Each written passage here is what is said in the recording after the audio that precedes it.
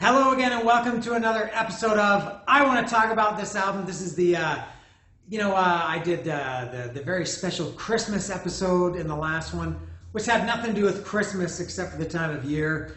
And before that, it was the pre-Christmas. It was the last one before Christmas. I guess this one is that the specialness of this episode is related to, it's that weird week between Christmas and New Year's where nobody really knows what's going on. Nobody knows what day it is. You don't know. I don't know, you don't know anything. You don't know who your friends are. You don't know where you live. You kind of just go into random houses. That's what's happening this week, and I guess this will probably be the last episode of the year, for whatever that is worth. Probably nothing. But there you go. So it is, as you can see in the title, this is Judas Priest, Sad Wings of Destiny. That's a really powerful album title.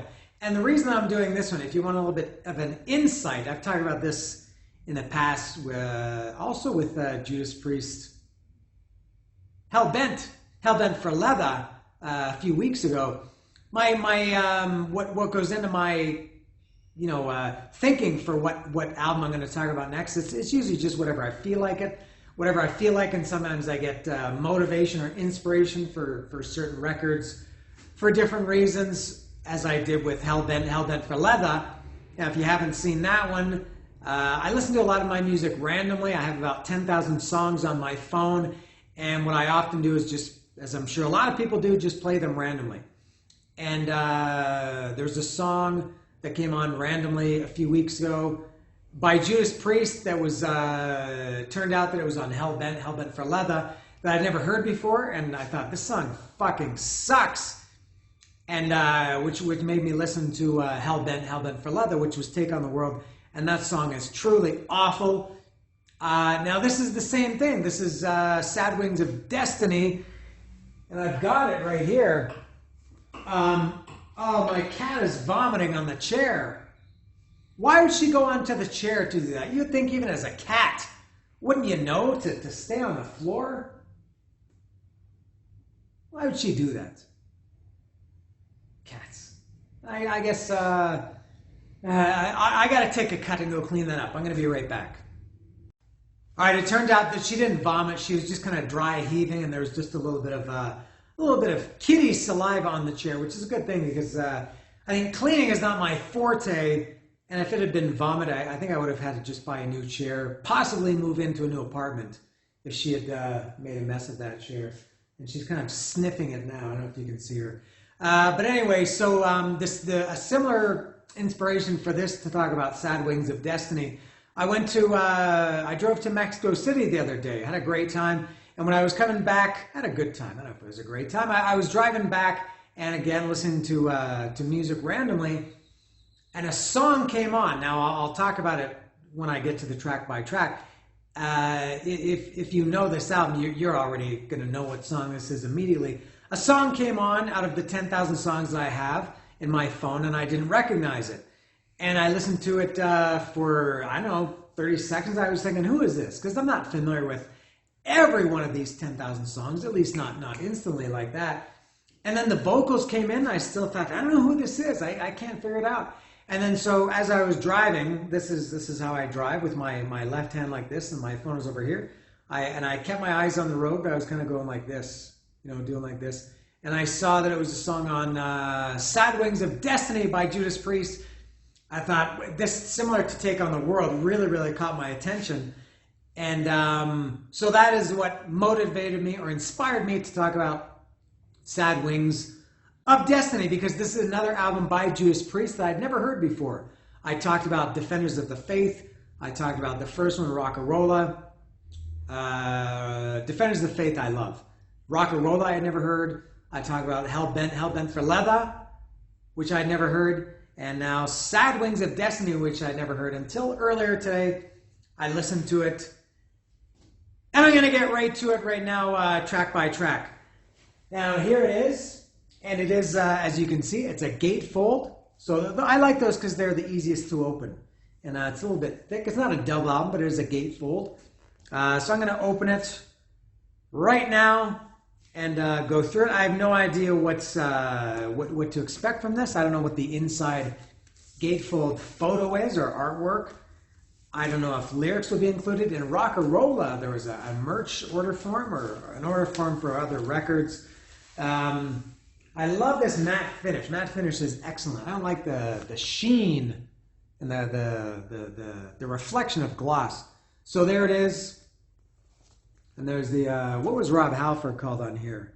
He was Robert Halford. I think this is their second record, right? Judas Priest, Sad Wings of Destiny. On Rock-a-Rolla, was he called Bob Halford and then Robert and then he became Rob? I'm not sure. Yeah. Let's see. Oh, cool. Oh, I love it. This is great. Oh, fantastic. So it's got this, the great artwork from the album cover along with the lyrics. I love it. Very good packaging. I like it a lot. Let's see what's inside. Oh, it looks very good. Okay, yeah, it does have the same order form as, I can't remember if it was Rock-a-Rolla or which one it was. Oh, it's got two, oh, all right. Oh, this is back on black vinyl, I guess. So there's the merch order form. And there it is there too. These are shirts. Let me put that there. And these are, yeah, there is Rock-a-Rolla right there. I guess it came out on the same label. And there's their catalog in list form. And there it is in image form. And it's got a black sleeve, which is fine because the gatefold, just a plain black sleeve. And there it is. Black vinyl with a cool, same the artwork is on the label. So going through this track by track, as I have done in the past, if it's an album that I'm not really familiar with, or one, especially one that I'm listening to for the first time, as this one, I have to take notes.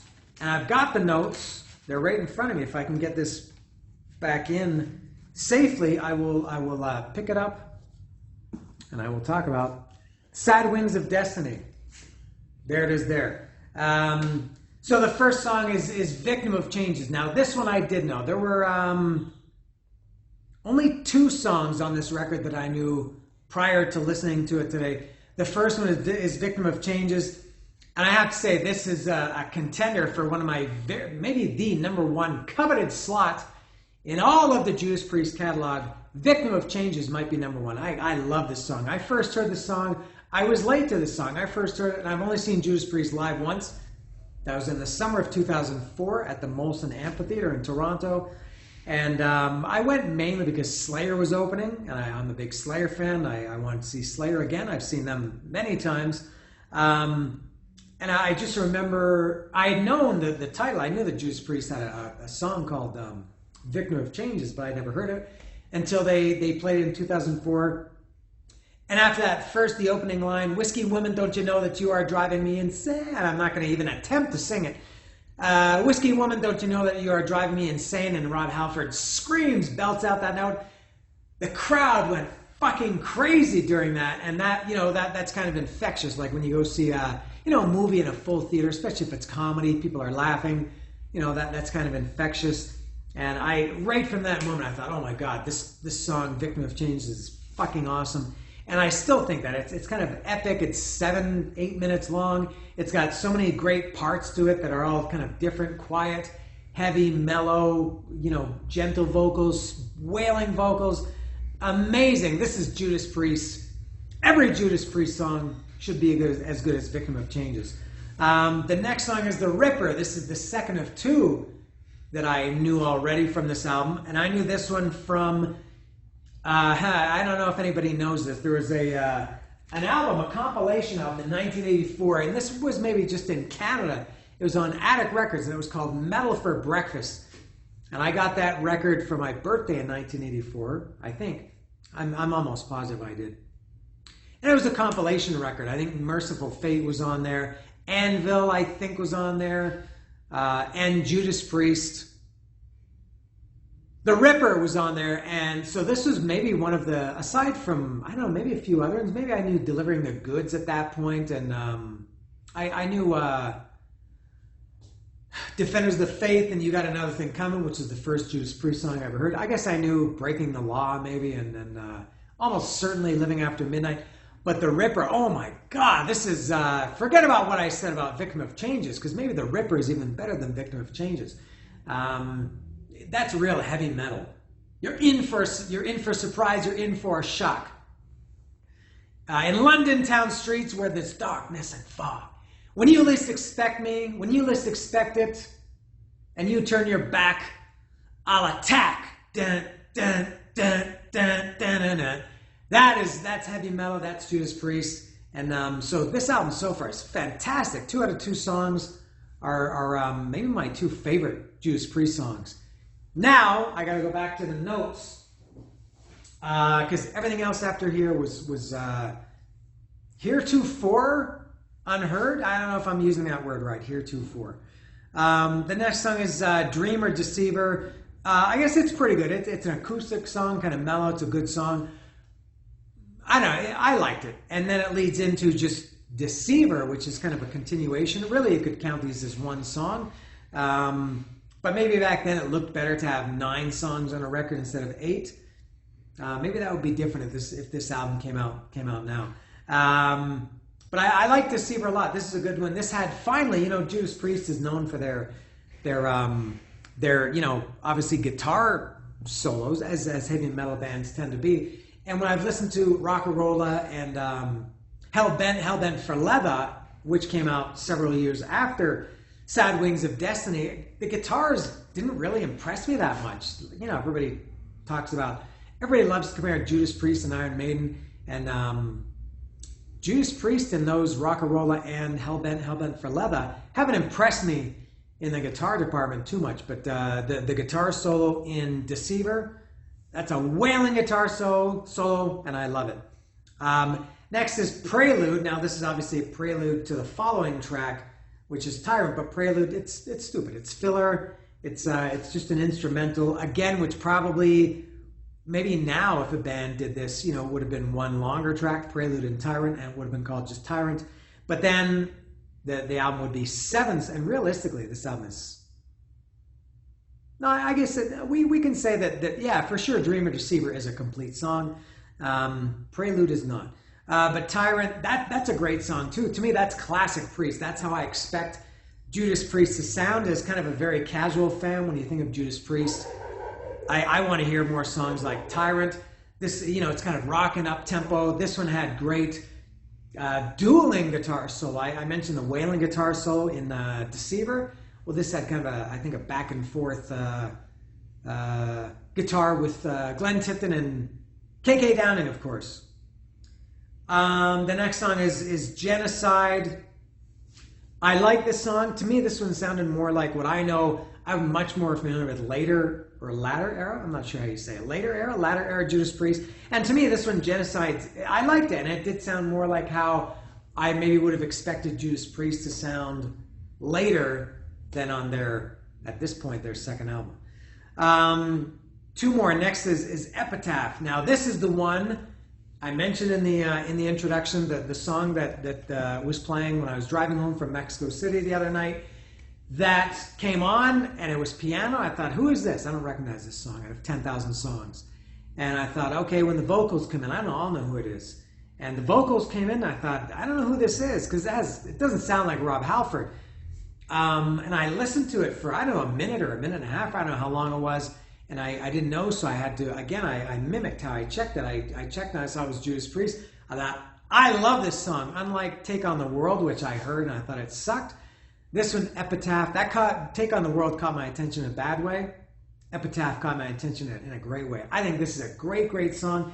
I can't say it's my favorite on the album because I've only heard it like twice. And nothing, I don't know about topping anything. If anything can top Victim of Changes or The Ripper. But Epitaph is great. It clearly, I'm sure every single person in the world who knows this song thinks the same thing, that it sounds like Queen. It's got kind of layered vocals, multi-track vocals and piano.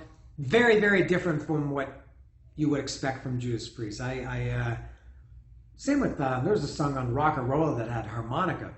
But maybe this song was even more surprising. But Epitaph is a really, really great Judas Priest song. And the last song is Island of Domination. Again, to me, this is like a classic Judas Priest song. This is how Judas Priest should sound. It's kind of up-tempo, then it slows down in the middle, then builds back up again. Rob Halford's vocal on this, he's got that, a little bit of a growl in some parts. I strongly approve of Island of Domination. So overall, I really like this album a lot. I've said that almost by default, Defenders of the Faith was my favorite because that's the only one I've ever bought and the only one I've ever been truly familiar with.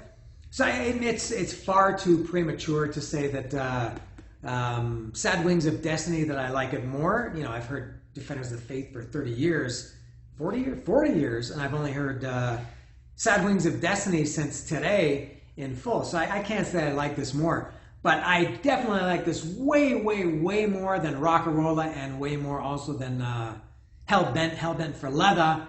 I guess I'll have to see, you know, I've still got, Stained Class to go through, Point of Entry, British Steel, Screaming for Vengeance. But this, at this point, for what that's worth, it's my second favorite Judas Priest album. And here it is, and it's called Sad Wings of Destiny.